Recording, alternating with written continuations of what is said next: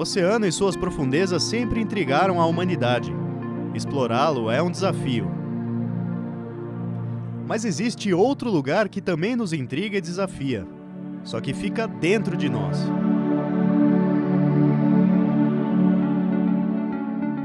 O cérebro. Ele parece ter respostas para muitas das indagações que fazemos sobre nós mesmos. Na Grécia Antiga, o médico Hipócrates já alertava.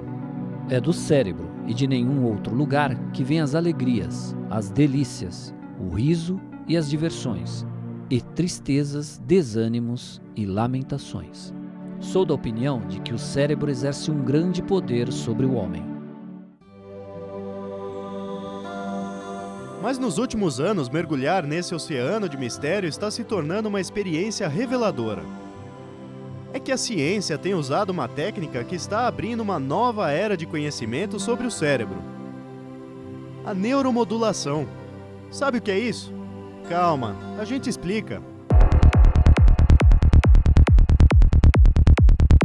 Apesar de você não usar bateria nem precisar de uma tomada para funcionar, o seu corpo é uma máquina elétrica. Seu organismo é composto por mais de 60% de água salina, que é um ótimo condutor de eletricidade, e muitos órgãos geram eletricidade quando entram em ação. É o caso do seu cérebro. Aliás, sem eletricidade o seu cérebro simplesmente não funcionaria, e esse é o ponto-chave da neuromodulação. Cientistas já mapearam muitas áreas do cérebro. Com a neuromodulação, o funcionamento de algumas dessas áreas é estimulado ou inibido por meio de correntes elétricas.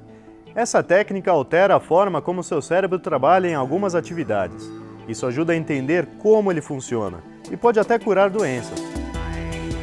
Para você entender melhor como isso funciona, visitamos um lugar onde diversas pesquisas nessa área são realizadas: o Laboratório de Neurociência Cognitiva e Social da Mackenzie. Quem coordena as atividades é o professor Paulo Boggio.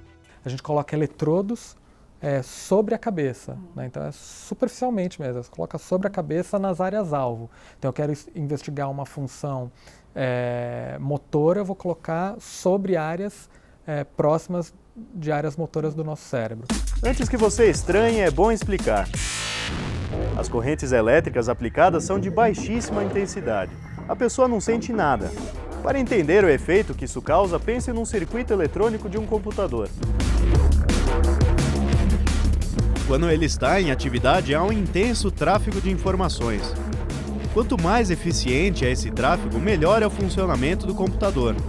No seu cérebro acontece a mesma coisa. Afinal, ele é muito mais do que um depósito vazio onde você guarda informações. É uma usina com uma atividade intensa, onde trabalham quase 100 bilhões de neurônios processando e enviando informações.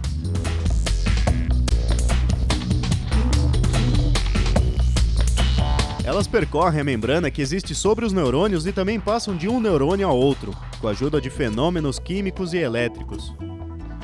A neuromodulação estimula esse processo, com a ajuda de equipamentos que trabalham em áreas específicas do cérebro. Por isso que a estimulação cerebral, ela além de ter um efeito temporário, então ela vai modular a membrana e a gente vai ver um efeito na hora, dependendo como for, ela pode ter um efeito de longo prazo, porque ela pode mudar a forma como essas células interagem. A primeira fonte de corrente elétrica estável só apareceu em 1800, quando Alessandro Volta inventou a pilha.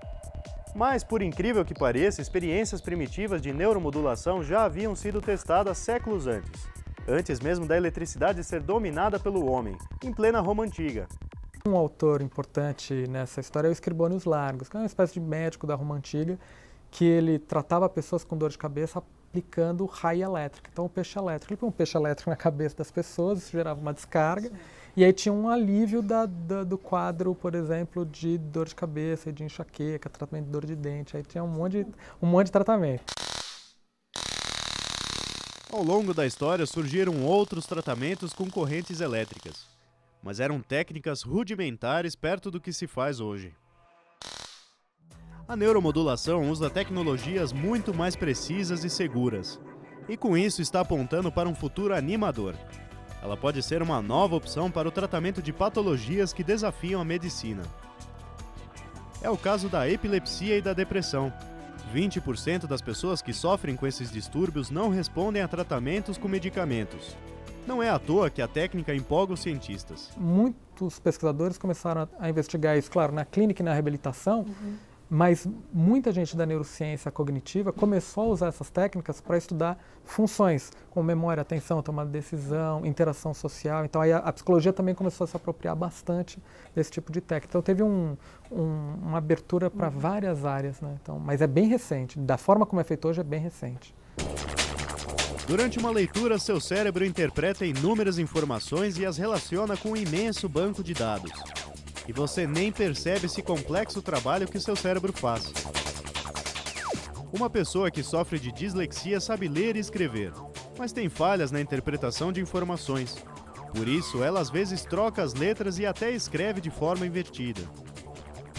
O professor Eliseu Coutinho, da Mackenzie, está realizando pesquisas com neuromodulação para investigar a dislexia e formas de atenuá-la. Avalia a leitura de crianças, estimula áreas cerebrais que estão ligadas à leitura, ao padrão de reconhecimento do som, à identificação e analisa depois o ganho que isso produz. Os resultados que a gente tem obtido são muito promissores, né? Como uma técnica que não que vai tornar a criança uma leitora melhor, mas que pode ajudá-la a aprender mais facilmente a leitura, que ela possa ficar mais fluente e se beneficiar mais dos contextos de aprendizagem na escola. Na verdade, não é só na leitura que seu cérebro relaciona diversas informações. Uma simples compra envolve várias decisões. Você avalia o preço, condições de pagamento, mas muita coisa pode interferir em suas decisões. O seu estado de humor, por exemplo, ou até o seu estômago. Pesquisas já provaram que fazer compras com fome faz você gastar mais dinheiro com comidas calóricas. Pois é, a neuromodulação é tão sofisticada que já existem pesquisas para avaliar como o cérebro reage durante o complexo processo de tomada de decisões. O que está por trás? Então, atividade cerebral envolvida em alguns processos decisórios. Se eu posso manipular, e aí eu uso a estimulação cerebral para manipular o processo de decisão, e as estratégias que as pessoas usam para tomar uma decisão. E a gente tem os experimentos em que a gente manipula. Então eu peço para a pessoa fazer uma compra, mas antes ela assistir um filme com muita cena negativa ou muita cena positiva. Será que a gente consegue manipular isso? Então a gente tem uma variedade grande. Esses são apenas alguns exemplos do imenso universo de conhecimento que a neuromodulação está investigando. Talvez um dia a gente comece a entender melhor como funciona o cérebro, esse oceano cheio de mistérios que existe dentro de nossos crânios.